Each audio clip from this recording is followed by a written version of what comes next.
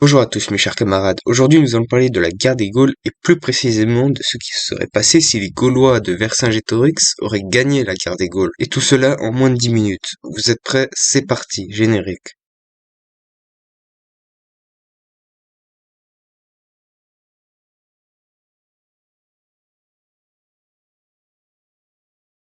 D'abord, la guerre des Gaules s'est déroulée de -58 à -50. Elle a opposé principalement Jules César à la Vercingétorix, mais replaçons un peu de contexte. À cette époque, la Gaule est divisée en plein de petites ou grandes tribus, les Édouins ou encore les Arvennes. Les Gaulois sont menacés par trois peuples, les Germains, dirigés par Arioviste, à l'est du Rhin, les Romains au sud et eux-mêmes, car en plus d'être désunis, ils aiment se faire la guerre, s'affaiblissant face aux envahisseurs étrangers. En -61, Arioviste occupe l'Alsace, les Gaulois étant impuissants font appel aux Romains. César y voit une très belle occasion de dominer la Gaule, il commence par repousser les Germains en -58, puis bat les Gaulois les uns après les autres, profitant de l'alliance des Édouins, qui sont des plus puissants, et la désunion des Gaulois. Au bout de 5 ans, les Gaulois se disent que ça suffit et se révoltent. Ils élisent un chef, Vercingétorix, qui est un aristocrate arvenne, bien éduqué, qui rêve du nivier. La Gaule est de créer un grand empire gaulois. Vercingétorix commence par imposer la tactique de la terre brûlée, affamant les Romains et les Celtes par la même occasion, forçant les Romains à battre en retraite. Les Romains vont marcher sur Gergovie dès la fin de l'hiver, Gergovie étant l'oppidum des Arvennes. Un oppidum est une place forte sur une colline qui tient lieu de capitale pour une tribu gauloise. En mai, ils sont repoussés par Vercingétorix, qui est alors au sommet de sa gloire. À ce moment-là, toute la Gaule s'est soulevée contre les Romains, et même les Édouins qui, au départ, étaient leurs alliés. César va connecter les 3 neurones qui lui restent, et va faire battre ses troupes vers le sud.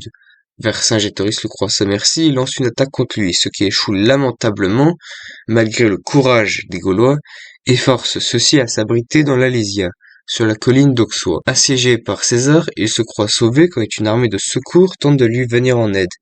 Mais cette armée de secours est aussi organisée que lui, c'est-à-dire pas du tout. Les fortifications de siège mises en place par César les repoussent, forçant Vercingétorix à se rendre. Il mourra dans une prison romaine, assassiné, oublié de tous. Ainsi se termine la guerre des Gaules.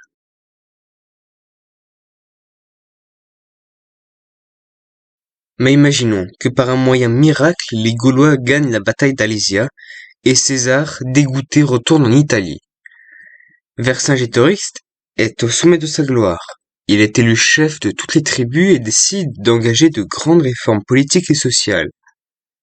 Il se doute bien qu'unifier la Gaule n'est pas une mince affaire, ces derniers étant trop désunis. Il va choisir une capitale gauloise, Gergovie, qui est maintenant très symbolique du fait de la victoire, puis il se centralise le pouvoir en Gaule. Ce sera maintenant son pouvoir qui récoltera le gros des impôts, gérera les ressources, et ainsi de suite. Mais il a surtout besoin d'une valeur qui unifiera tous les Gaulois, c'est-à-dire la guerre contre les Romains qui vont essayer par le passé de les soumettre. Étant éduqué, il réforme les armées. Et il doit faire vite, car on se doute bien que les Gaulois vont bientôt se faire attaquer par les Romains.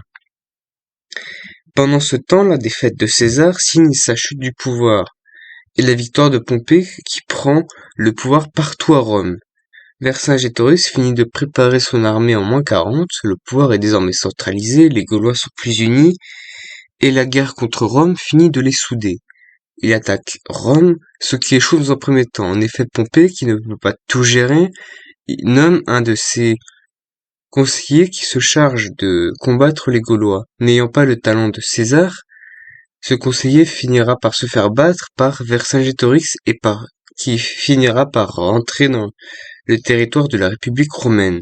Le Sénat romain, avec son actuelle détermination, lève de nouvelles armées, impressionnantes en nombre et en qualité, frappe les armées gauloises qui finissent par être repoussées. Donc une ligne sépare les Romains et les Gaulois, cette ligne ce sont les Alpes. Les Gaulois ne pouvant pas affronter les Romains vont se diriger contre les Germains et vont les battre en partie. Les Gaulois vont donc créer un royaume, donc puissant mais limité par 2 puissants voisins.